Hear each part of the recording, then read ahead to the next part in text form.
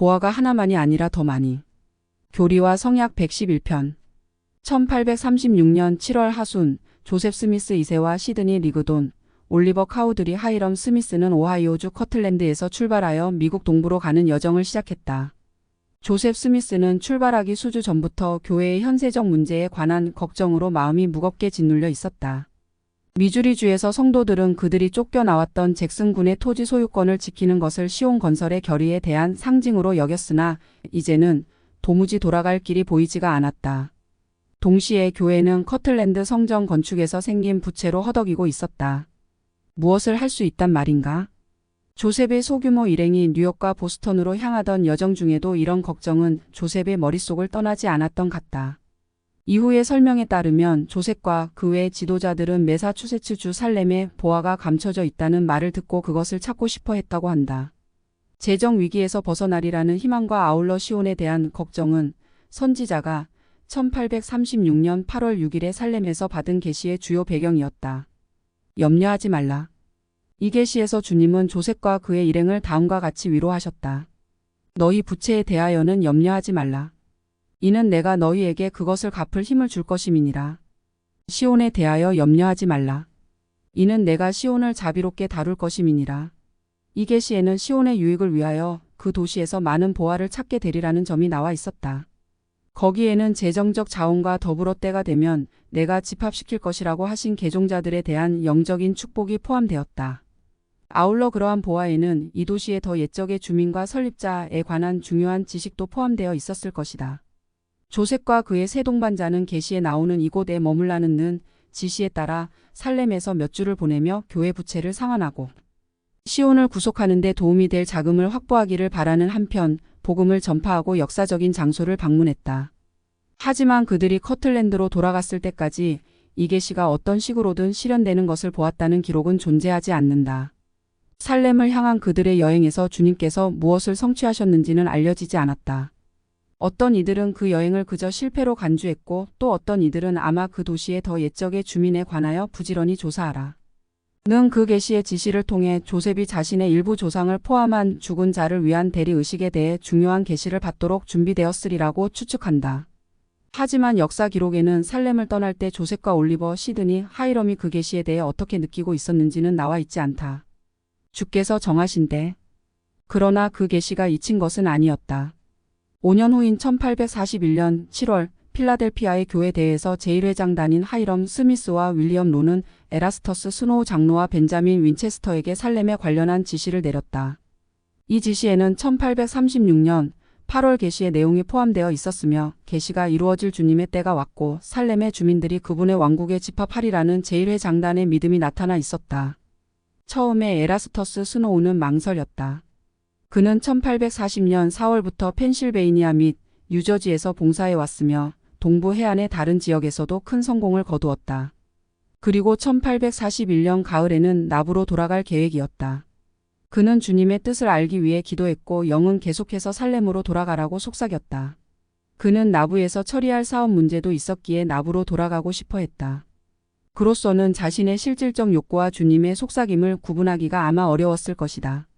스노우 장로는 나부나 살렘 중에 가야 할 곳을 결정하기 위해 성경상의 관습에 따라 제비 뽑기를 했다. 살렘으로 가는 제비를 2차례 뽑게 되자 그는 되도록 빨리 살렘으로 가기로 결정한다. 그는 여행의 동반 중이었던 아내와 딸을 살렘에서 머물 곳을 찾을 때까지 로드 아일랜드 주 운소켓에 있는 동생의 집에 머물도록 했다. 그의 동생은 교회 회원은 아니었지만 에라스터스가 그 지역에서 전도할 때 그 일에 관심을 보인 듯 했다. 스노우 장로는 동생이 복음을 받아들이기를 원하고 있었다. 이방인으로서 외로이 1841년 8월 31일 에라스터스 스노우는 로드 아일랜드에 있는 가족을 떠나 보스턴으로 갔다. 그곳에서 그는 벤자민 윈체스터를 기다렸다가 9월 3일에 만나 함께 살렘으로 갔다. 에라스터스는 이렇게 기록했다. 우리는 이방인으로서 외로이 도착했지만 하나님께서 우리의 길을 인도하시리라 믿는다.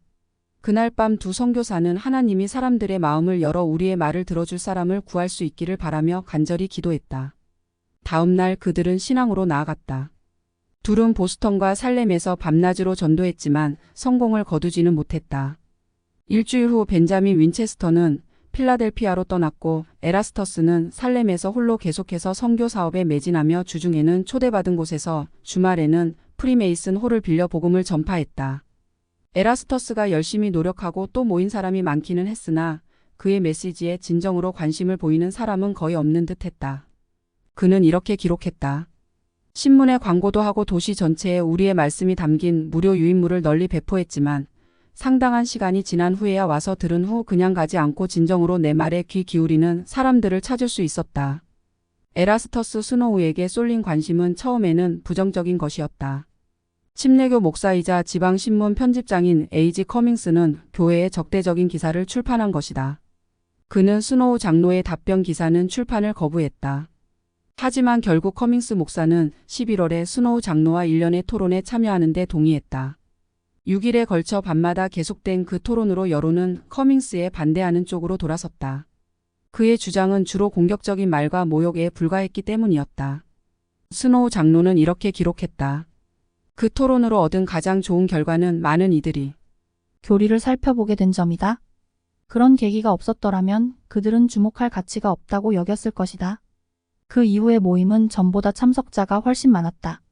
첫 열매 1841년 11월 8일 하이럼 스미스와 윌리엄 로가 에라스터스 스노우에게 살렘에 관한 서한을 보낸 지 5개월 후 그곳에서 침례 성약을 맺은 몇 사람이 생기면서 그는 그의 노력에 대한 대가로 첫 열매를 거둘 수 있었다.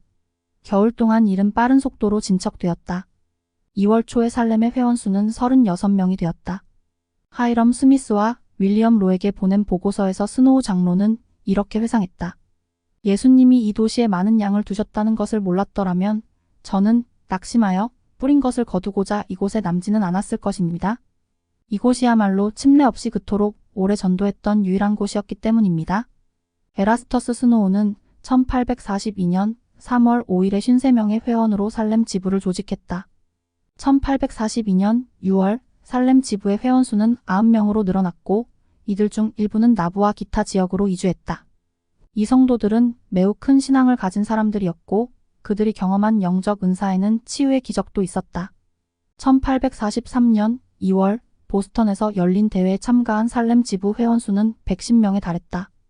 에라스터스 스노우는 또한 매사추세츠의 다른 지역에서 더 규모가 작은 지부를 조직하는 데에도 이바지했다. 여기에는 조지타운 지부도 포함되는데 1843년 대회에 참석한 그곳의 회원수는 32명이었다. 스노우 장로와 그의 가족이 1843년 가을에 뉴잉글랜드를 떠날 때 보스턴과 동부 쪽 교회 출신인 75명의 회원이 그들과 함께 나부로 이주하기도 했다. 보아가 하나만이 아니라 더 많이. 1836년 8월 6일 살렘에 관한 계시에서 주님께서는 이 도시의 왕국 건설에 도움이 되는 보아가 하나만이 아니라 더 많이 있다고 말씀하셨다. 그 약속이 전부 다 실현된 것은 아닐지 모르지만 에라스터스 스노우의 선교 사업을 통해 교회에 들어온 사람들은 지속적으로 영향력을 끼쳤다. 그들은 보스턴과 살렘 지역의 교회를 세우는 일을 도왔고 이 지역은 1840년대 교회에서 역동적이고 역사적으로 중요한 지역이 되었다. 이 개종자들의 다수는 나부로 집합해서 중요한 기여를 했으며 그 후 서쪽으로 이주하여 로키 산맥 지역에 정착하고 후기 성도의 다음 세대를 양육하는 일을 도왔다. 에라스터스 스노우가 살렘에서 한 선교 사업은 다른 여러 선교부와 마찬가지로 봉사와 신앙이라는 파급 효과를 낳았으며 오늘날에도 계속해서 전 세계의 축복이 되고 있다. 1836년에 동부로 이동한 4명의 교회 지도자처럼 우리는 주님이 살렘에서 어떤 보화를 찾아내려 하셨는지는 정확히 알지 못한다.